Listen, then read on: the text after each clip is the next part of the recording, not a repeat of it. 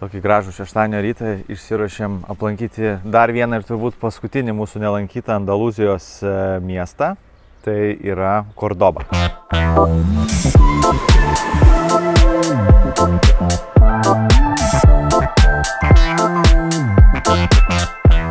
Tai su viena nakvynė, lengvas tripas, 4 lankytini objektai šiandien reikia pamatyti.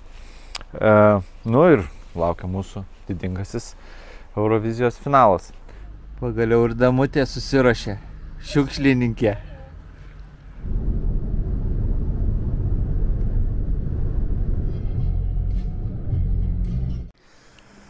Sustojom darbiniai stoteliai, Velina užsimanė į Tūliką, tai dabar atvarėm čia į tokius kažkokius alyvmedžių laukus. Esam kilometras virš jūros lygio, 7 laipsniai.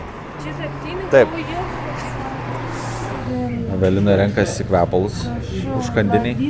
Kaip atrodo ispaniška užkandinė, lyginant su amerikietiška. Yra va, staliukai viską, ne tokia paprasta vietinė. Mokžė, grindis, kaip švarčia. Paprastai. Beveik yra šiukšliadėžė. Tik ne visada pasitaiko. Atvykom į Kordobą, 3 valandėlės, lengvai atsivažiavo. Geras visai įdomus maršrutas, toksai vaizdingas. Per laukus alyvmedžių. Bandom prieiti Romėnų tiltą. Bet šitas rudeniškas Evelinai, o man labai žiemiškas vaizdas, be lapų, be nieko. Tai trukdo šiek tiek pamatyti tą tiltą, bet vėliau pasižiūrėsim. Bandau čia dar prisijaukinti visokius mikrofonus šitam filmavime, išbandyti šitą konceptą. Pamirštu kartais jungti, tai visokio bus čia garso, kartais gero, kartais blogo. Nemažai čia žmogaliukų laukiančių, panašu reiks ir mums čia nemažai gal palaukti, o gal ir nereiks, nes vis tiek mes su fiksuotais bilietais fiksuotam laikui. Kordoba pati iš savęs tai buvo romėnų įkurtas miestelis, nieko kažko ypatingo. Po to perėmus Emiratui, jisai tapo labiau musulmoniškas, pastatyta mečetė, į kurią keliausim. Ir kokį 1000 metų čia sėkmingai vyravo musulmonai. Ir po to perėmus jau Ispanų karalystėj, viskas buvo sukrikščioninta. Ir mečetė, į kurią keliausim, buvo reorganizuota į krikščionišką katedrą. Dėl to tai yra vienintelis objektas Europoje, kuriame yra mečetė ir katedra viename. Tai bus įdomu pamatyti. Jau atėjom į restoraną, užsisakėm arbatos. Man atrodo, kad būtų kokie 5 laipsniai šiaip. Tai taip kažkaip šalta, tai užsisakėm žalių šlapimą ir dabar galiausiai. Tai tie misteikinė, mes, kaip matot, tuščia, čia žmonių nėra, nors labai gerai įvertinta. Ir mes čia esam pusė pirmos. Čia, kad suprasti, tai nieko tokio ateiti pusė pirmos, tas visiškai normalus dalykas Lietuvoje būtų, bet su mūsų įpratimu. Mes visada būnam pirmi, visą laiką vakarienėse pirmi, tuščia būna, pietaujam pirmi, tuščia būna, nes visi ateina vėliau, tai kokią 2, 3, taip pat ir vakarais kokią 8, 9 valgį. Tai toks jau mūsų likimas. Atnešė starteriuką, gruziniškas čimičiurį su donelė sustepti ir aštrus pomidoro užtepalas. Atnešė mūsų jau super užsakymą. Čia už kokius tracoką, net žinai, tas kepsnys? 33. Labai brangus.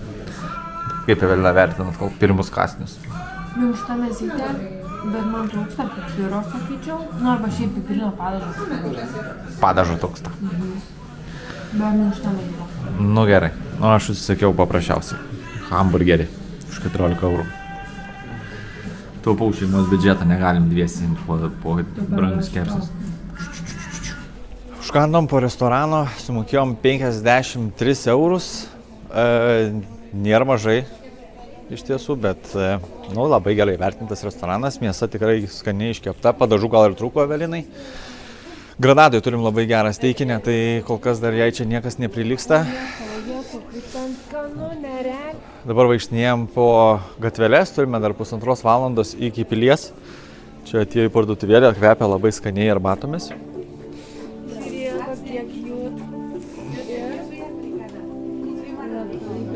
O gal yra kindrožių? Daug laukiančių eiti į sinagogą, eisim ir mes pasižiūrėti. Ten galėsim ką pamatyti. Eilės eilutės. įėjimas nemokamas. Nu, good. Nu, sinagoga labai ne per didelė tikrai.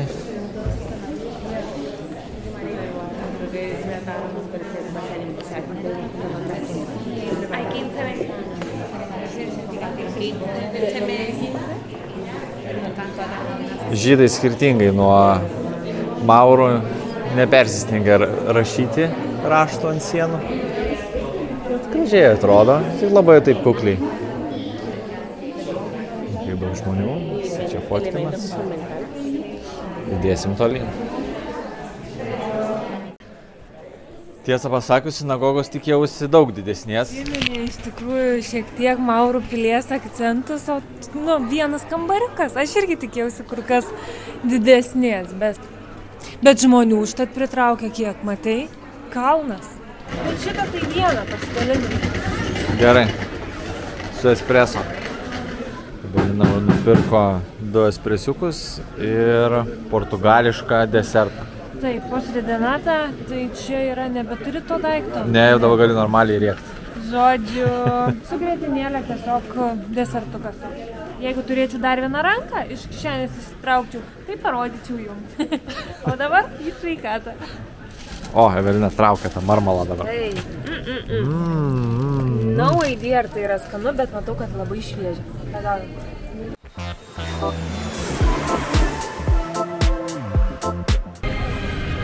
Prabangusis Kordobos turgus. Ten vyksta tolumoje pasirodymas. Gal nueisim pasižiūrėti, akrobatai. Lendam gilin. Važiuosim. Ką prašmatnaus galim nenusipirkti.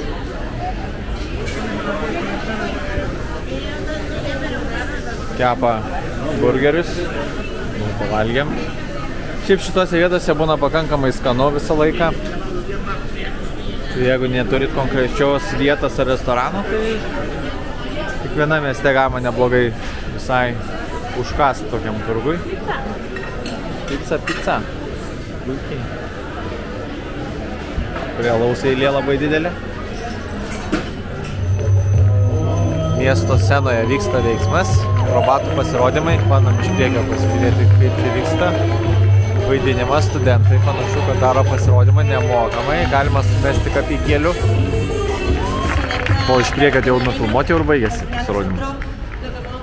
Keliaujam toliau. O čia jau tai jau tikras turgus, sakė Evelina. Louis Vuitton, Balenciaga. Prada, visko galite rasti. Visko. Ir labai nebrangiai. Bimba į Lola irgi čia ispaniškas. Žodžiu, visko yra. Damėkit, bet yra ir kvapas geras jau. Cigaretės, kvepalai, žaislinis kiemas, kaip kilimus turėdavo mokykloje. Tai čia mokinasi su motociklais važiuoti. Tokia improvizuota gatvė. Kordoboje yra labai lengva atskirti, kur yra senamiestis, nes aplink visą senamiestį juose va tokia va gynybinė siena.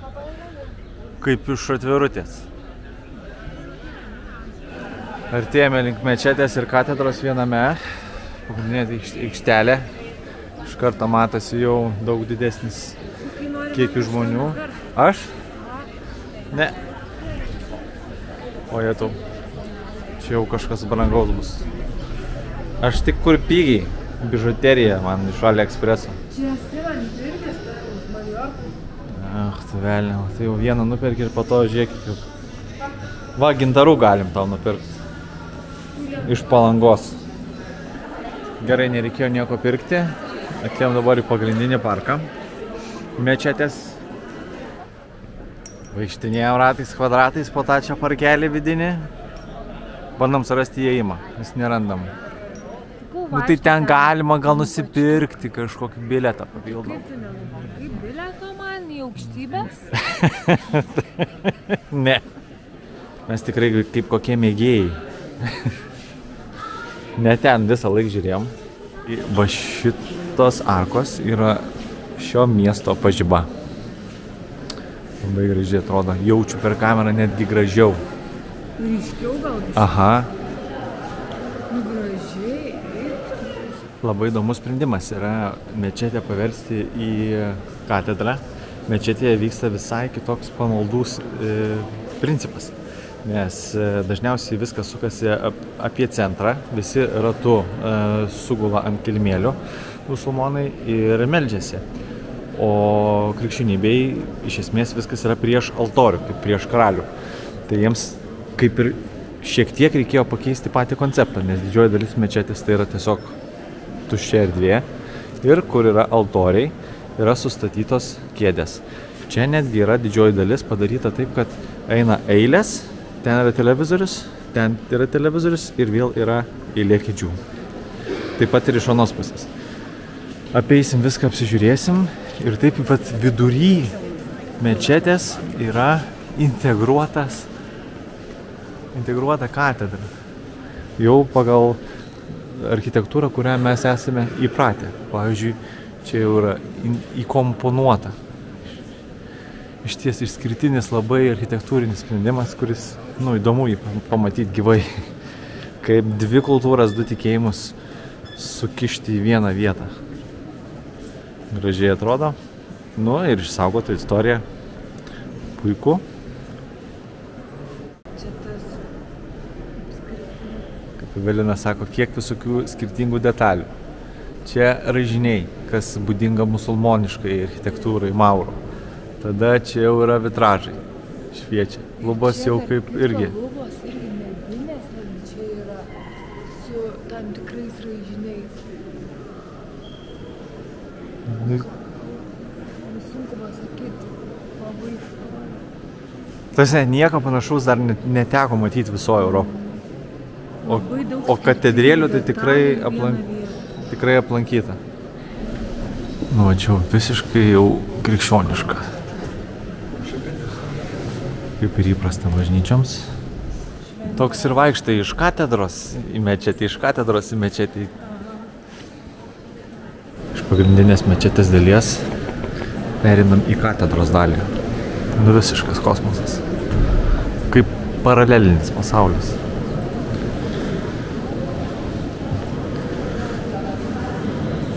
Mečetė, katedra, altorius.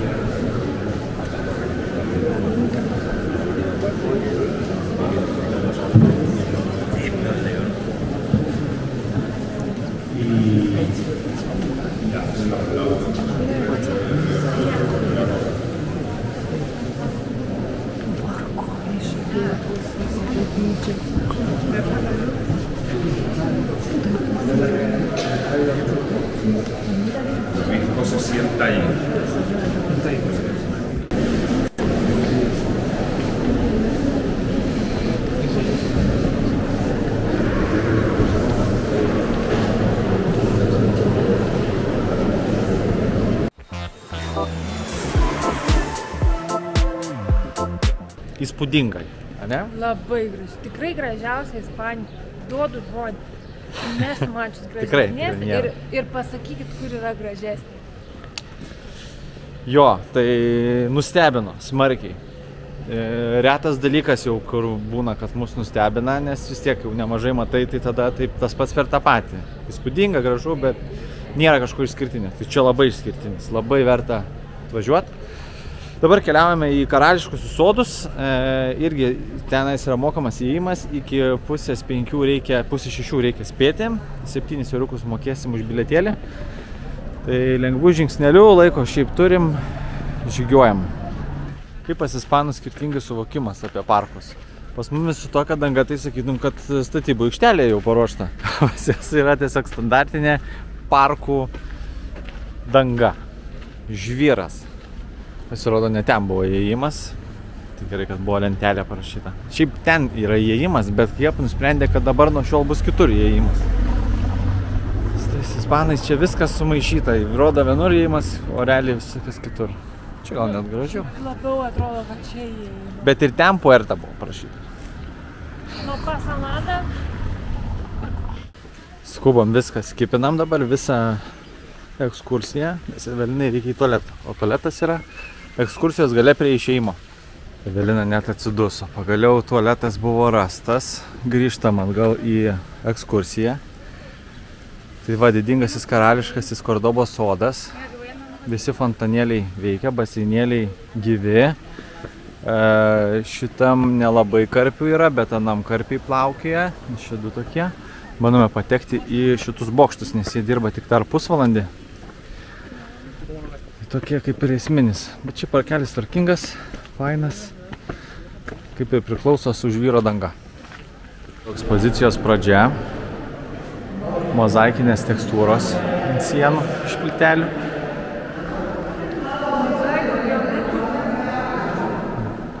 Gražiai atrodo. Čia vaikščiam, ieškom įėjimo. Dar ten va pakėlisim į viršų. O rytoj nusipirkom tam bokšte bilietus. Man įdomu, nes matys visą Kordobą gyvendelnu. Čia tai net nesuprantu. Piktinas dabar. Kas čia per nesąmonė? Einu iš čia.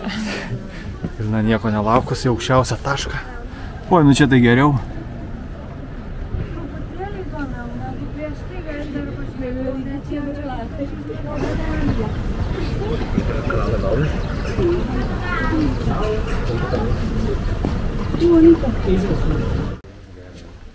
Vidinis karališkųjų sodų kiemas. Nieko ypatingo. Išleistas vanduo. Gidas pasakoja kažką. Nusileidom nuo tų bokštų. Visai kojas blauzdas kažkaip tais atkirto vos painu. Elina sako, turbūt per ilgai vaikščiai šiandien. Aš sakau, kad aš jaučiu, kad per ilgai sėdėjau visą šią žiemą prie kompiuterio. Žiūrėk, kaip gražus, supinę apelsinus. O, cool. Gerai. Čia visai gražus fontanai. Pagal technologiją, kas čia sumesta. Panašu, kad jis toks biški muzikinis. Su šviesom ir tam tikra kompozicija, nes matosi, kad skirtingi kolektoriai siurbliai sudėti. Nu, nesu čia labai didelis ekspertas, aišku, šitoj daly. Vyksta kriminalas, bet labai trumpas. Nes Evelina pametė šaliką. Ir jau jį kažkas rado ir padėjo. Ui. Tavo šalikas yra vis dar pas mane išsaugotas. Čia paskolino? Padovanavo. Keliaujame iki automobilio, kur palikom parkovkiai. Pasimsime daiktus, lagaminus. Reiks pasižiūrėti, kur čia šiąnakt reiks nakvot. Kokį aš išrinkau šį kartą? Viešbutį. Viena kele mačiau, lygtis normalus.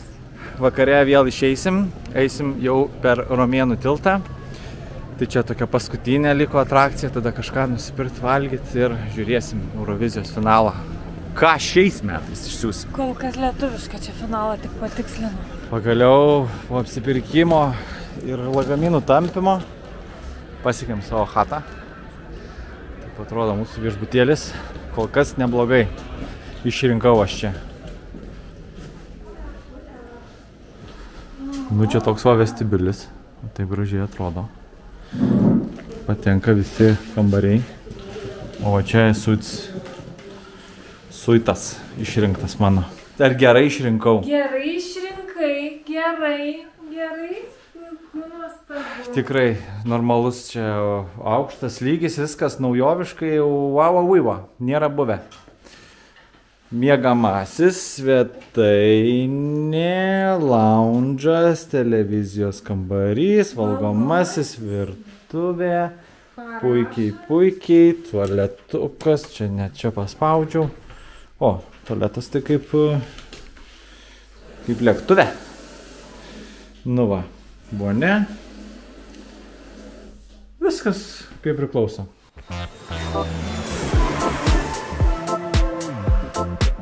Pailsėjom, tiesiog pražiūrėjom visas tai kur toliau laidas, nes mes ir žiūrim keistus keliautojus, kur kas varo. Biški kojos atsigavo, tai džiugu, susijungiam šildymus, nes labai pravėso. Ir bandom dabar keliauti link Romėnų tilto. Nu ir pažiūrėsim jau tą naktinę Kordobą, kokia jinai jau čia yra. Mes toliau su Evelina kulinariniai kelioniai. Nu, labai čia vis ant kiekvieno kampo kažkokie naujovė. Dabar vat, jų kažkokie skaičiai. Kažkokie kolduniukai. Jo.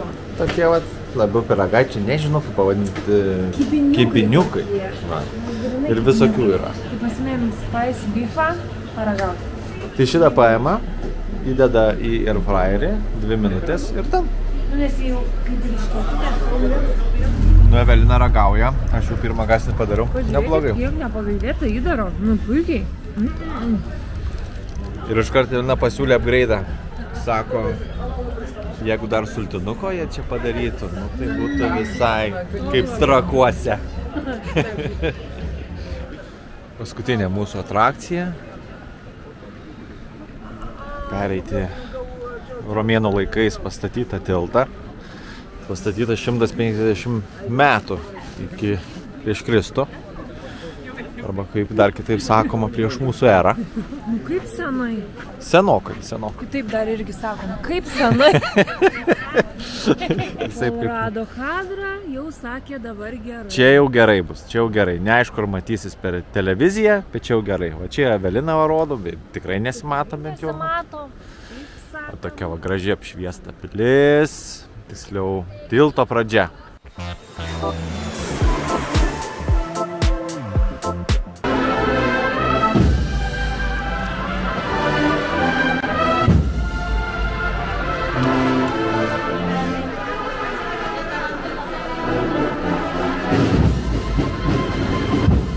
Labai keistos apeigos ir čia yra labai dažnas dalykas Ispanijoje ir dažnai mes tą pamatom. Ir dabar matosi, kad yra kažkokia vienuolė, nu, tas netikra, bet ne kaip navašnikas, groja orkestras ir neša per visą miestą. Šiaip žmonės ten gyvai patys neša, nes batai kišo iš apačios, jie įleidžia dūmus. Visi praeidami žegnojosi. Ispanijoje labai daug tokių visokių procesijų keistų, kada per miestą yra visai nešamos visokios tai skulptūros, tai lavonai, tai dar kokios nors nesąmonės šitoj religijai. Tai su ChatGPT pagalba ir visų internetu pavyko išsikrapštyti informaciją, kas tai galėtų būti. Tai žodžiu, šiandien, vasario 15 dieną, visoje Ispanijoje yra nešiojamos vienuolės Marijos Delgado arba kažkaip panašiai. Miręs nesuiręs kūnas pagerbti jos šventumą. Ir tai atliekama yra kiekvienus metus jau nuo 1731 metų. Visa legenda prasidėjo tada, kad tai buvo tiesiog viena vienuolė Tenerifės saloj, mieste, tai žinau, kuri gyveno įprastą vienuolės gyvenimą, tada jinai numirė ir po 2 ir 3 metų atidengus jos kapą, ekshumavus, pamatė, kad jos kūnas yra visiškai nesuiręs, audiniai yra sveiki ir tai įrodė jos visišką tokį šventumą. Ir dabar dar jos kūnas yra, kaip čia pasakyti, rodomas, laikomas ir viešai galimas aplankyti Tenerifei, o visoje Ispanijoje nešiojamas yra, kaip čia pasakyti, toks pilkas lavonas per miestą, grojama su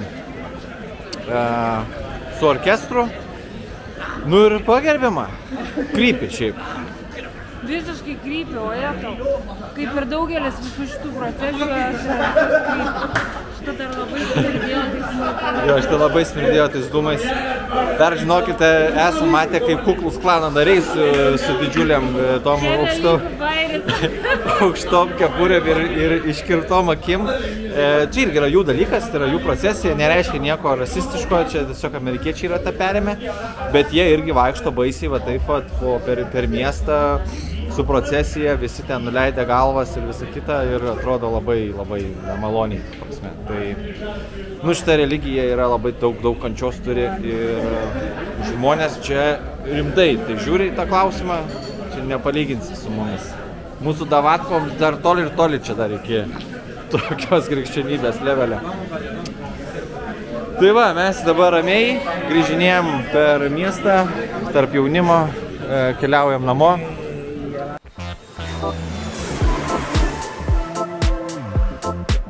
Labas rytas, nauja diena, sekmadienis. Taip jau vakar ištampėte Euroviziją mus smarkiai. Su visais super mega turbo finalais, pusfinaliais ir dar 20 finalų, kurie mūsų laukia. Noriu labai pridurti, kad esu žiauriai nepatenkinta dėl katarsio. Galit mane nuskalpuoti, bet aš esu nepatenkinta. Tai liks tau atsiminimo metraščiam, kad kažkada išsiuntė. Nepatinka rezultatas, balsuot reikia. Bet ne į Euroviziją jiems. Oras šiandien daug puikesnis, gražesnis, geresnis, tikrai giedra saulutė, tai šildo kaulų šiek tiek, bet ne baisiai 11 laipsnių. Evelinai dar nepatiko. Man tai šalta juodai. Ajajai, šubė. Bet šiaip mašinai turiu belę kokių striukių, nes į kalnų žadėjom važiuoti. Tai žieminė net yra. Yra žieminė, jeigu ką. Bet atšils iki 20 laipsnių, tai nebėda. Nu tai viskas gerai. Keliaujam dabar iki pilies. Miestas aprimės, mažiau turistų šiandien negu vakar palyginus. Evelina pasiliko ten tą katę šerą. Aš prie konteinerio. Vakar matyta aikštė, puikiai, nedaug žmonių. Ramuma. Varysim ten į patį viršų. Pagal viską turėtų būti aukščiausias pastatas ir taškas. Sakė, jūsų bilietas 10:30, taip kad 10:30 ir 10:30 ir 10:30 reikia būtinai ten prie tos juostas raudonas. Tai 10:30 ir būsim, o 10:30 bus už 10 minučių. Taip kad einat ramiai, Evelina, ir laukiat. Einu ir laukiu. Bet ten atsisėdat. Nesėsiu ten šalta. Lipame laiptukais į viršų. Panašu, kad laiptukų bus nemažai. Na, čia taip nebaisiai iš aukštai. Bet lygumos visur. Gerai, varom tolyn. Nu. Vaizdelis. Evelina, verskit.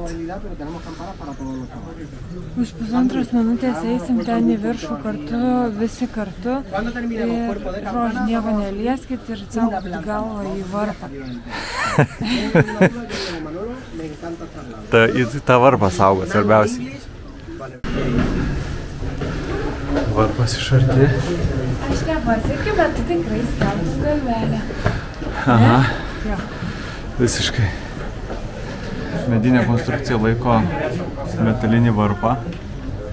Yra lynai padaryti. Ir juos traukia elektrinis variklis. Ir va taip visi sustatyti. Čia yra su grandinė, čia kai kur su lynais. Skirtingi varpai, skirtinga technologija. Biški yra kalnų minimaliai, anoj pusėj. Praktiškai lygumos. Pagal tai, ką matom Granadai, tai skiriasi. Kraštovaizdis. Stebėtoja. Nu, kas ką valgo? Oi, man tai nerūpi. Šlipom į patį viršutinį aukštą, kiek jau yra manoma aukščiausiai. Čia dar varpų nedidelių. ¿Dónde está Medina Zahara? Que vamos ahí ahora a verlo. Miestas.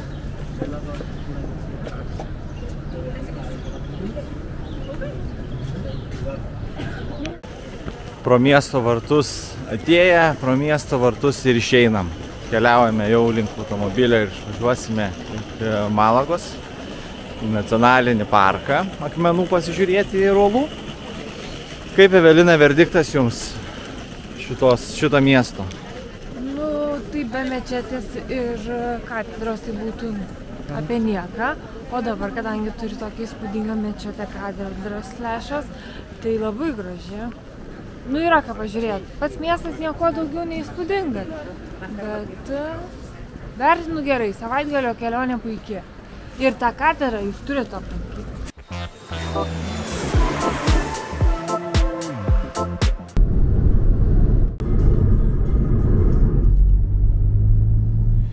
Atvykome į Antekveros parką. Įspūdingas kalnas. Nemažai reikėjo pavažiuoti. Vaizdai labai gražus. Apie 1,5 kilometro aukštyje esam. Čia tokios yra uolienos. Senų laikų susiformavę. Privažiuoti prie jų mums neleido.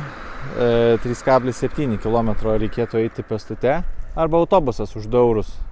Tudai-sudai vežioja. Tai skamba neblogai. Pasiliekam automobilį čia ir bandysim žygiuoti. Štai ir mūsų autobusas ir eilė. Panašu, kad visi netilpsim. Važiavo kitas autobusas, tai viskas kaip ir neblogai. Po porą euriukų už bilietėlį paėmė. Gal net spėsim, tilpsim ir visi važiuosim ramiai. Tai numarysim, pasižiūrėsim, tepsim slides.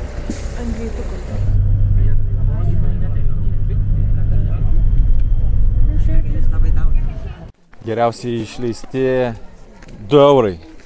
4, nes dar ir už žmoną reikėjo. Labai aukštai tikrai čia kilom. 3,7 km nemelavo. Būčiau užpratėjęs, jau būčiau pasirinkęs ėjimą, pavyzdžiui. Nes visą laikį kalną dar. Dėlį tau tai nebūdinga pasirinkti ėjimą. Tiesiog nebūdinga. Ne, jeigu yra liftas, aš visada imsiu. Tai va, parko dalis. Uolienos natūraliai susiformavusios, atrodo, kad būtų sustatytos viena ant kitos. Tokių esam labai daug matę Amerikoje nacionaliniuose parkuose, tik ne taip aukštai. Tai tikrai nesitikėjau, kad bus taip labai aukštai ant aukšto kalno. Šiaip yra belia kaip šalta, nes esam labai aukštai. Tai net nežinau, kokie 5 gal. Vėjas labai šaltas. Bet vaizdas tai amazing. Wow.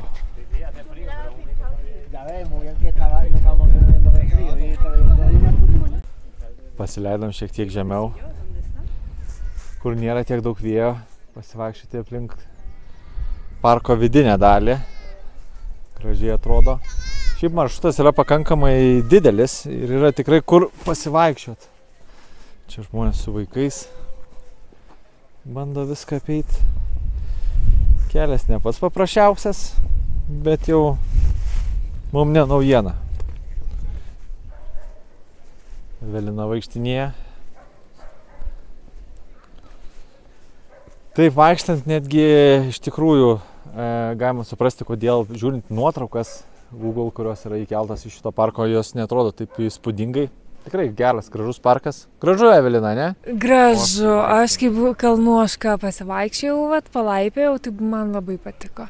Ir toks, nematytas reiškinys, gal kažkiek matytas, bet kitaip. Tai sakyčiau, man taip... Per nuotraukas tikrai taip neatrodo. Ar patiko staigmena? Patiko staigmena, džiaugiuosi, kad neguglinau, visai taip sakau. Nustebino mane gamta. Panašu, kad reikės palaukti autobuso nemenkai ant vėjo. Tai nieko, yra laiko. Šiek tiek, kadangi atsirado internetas, tai išsitraukiau faktų, kaip čia šitas susiformavo dalykas. Tai prieš 150 milijonų metų, čia kur stovim ant to kalno, buvo jūra senais laikais. Ir tada dėl tektoninių plokščių viskas susistūmė ir visas dugnas sukilo į viršų. Ir tada nuo vėjo ir lietaus ir vandens susiformavo būtent šitie visi sluoksniai, viens ant kito. Tai Europoje tai yra laikomas vienas iš labiausiai išskirtinių geologinių parkų. Tai dar vienas daiktas Europoje vienintelis, Evelina.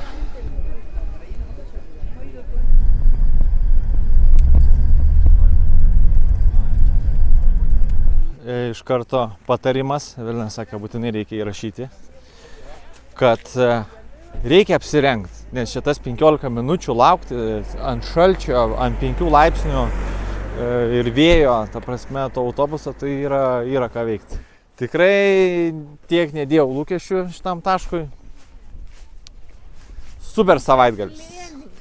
Dar kiek daug. Taip, slėniai ir dar žali, ko mes visiškai neturim. Čia taip pasilgia šitų visokių žalumų.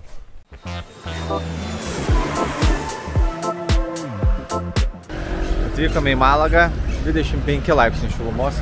Šilta, ką neklauskime. Visai prasisekti reikia. Jau nusirengt. Visokių vienmarškinių, taip sakant. Ten yra gražusis Malagos uostas su visom jachtom, kateriais ir kruiziniais laivais. Ten daug žmogeliukų promenadai mėgsta pasivaikščiot. Mes neisim. Nes mūsų tikslai visai kitokie. Mes einam jums parodyti, kur yra ukrainiečių krautuvė ir kur aš perku raugintus kopūstus. Su varške. Taip. Ir silke. Taip. Tai va čia skersgatviais. Tai visoje Ispanijoje šiaip yra įsimėtę visur visokių arba lenkų, arba ukrainiečių, dar yra ir rusų krautuvės. Dabar rusų krautuvės visos persidarė į ukrainiečių, nes atitinkamai jau nebemadoj čia būtų rusų. Tai va dabar einam irgi ukrainiečių krautuvė, jau kelinti metai mes ją atradę, visą laiką pas juos visko yra, ko reikia mum. Ir duonos, ir netgi koldūnų, raugintų kopūstų, dešrų, visokių tenais žuvų ir taip toliau, viskas, kas yra iš mūsų kraštų. Tai yra ir lenkiškos produkcijos, ir lietuviškos produkcijos, ir ukrainietiškos tos pačios produkcijos. Žmonės pardavėjai kalba 4 kalbom, 3 gal net. Tai rusų, lenkų, ukrainiečių ir ispanų. Va. Lendam savo vardoškę. Normali kaimo krautuvė. Lašinukų. Taip. Galina jau perka varškę. Retas dalykas, tikrai paprastai parduotuvėje negalim rasti. O čia būna visko ir visokių, visokie kėdainiai prinešti, šitą valgom, bet ne šitą, burokėliai šaltibarščiam. Šiaip atsivežę dar iš Lietuvos turim, tai dar užtenka, bet sakėm, nebesivežiosim, nes jų tikrai nebereikės. Va, čia va šitie va. Kiek jums 2? Ne, vieną tokį kitą. Vieną tokį, kitą tokį. Gerai, reiks 2 rankų.